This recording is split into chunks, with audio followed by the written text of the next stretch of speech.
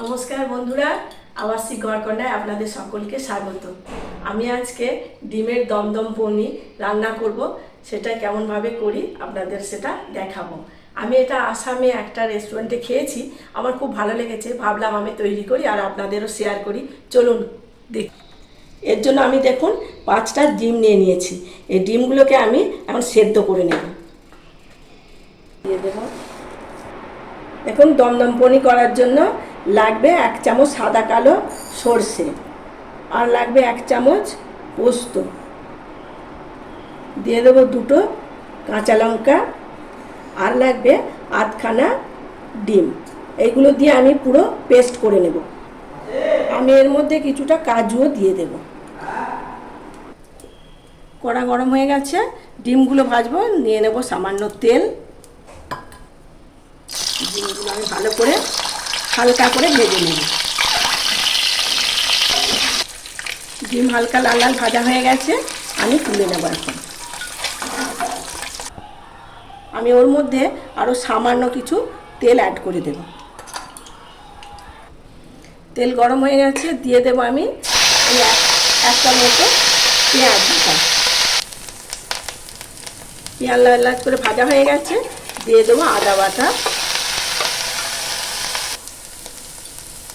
এই যে পেঁয়াজ বাটা, আদা, যে রসুন বেটে দিয়েছি সেটা গন্ধ চলে গেছে, কাঁচা গন্ধটা। এখন আমি যে পেস্টটা করে রেখেছিলাম ডিম, কাজু আর সর্ষে, পোস্ত, কাঁচা লঙ্কা দিয়ে, সেইটি এখন আমি সব দিয়ে দেব।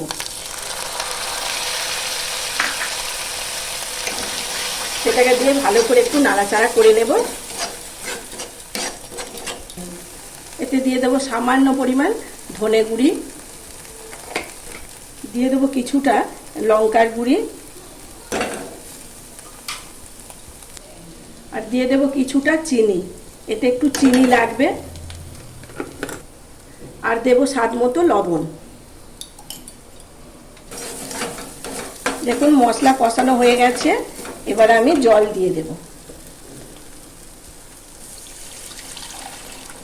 পরিমাণ মতো জল দিয়ে দেবো, খুব বেশি জল দেব না। দেখুন, গ্রেভিটা ফুটে গেছে। এখন আমি এর মধ্যে ডিমগুলোকে সব দিয়ে দেব।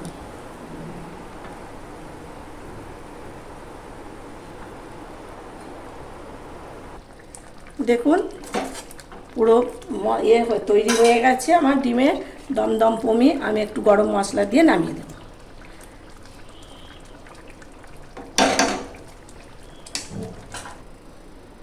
বন্ধুরা, তৈরি হয়ে গেল আমার ডিমের দমদম পনির।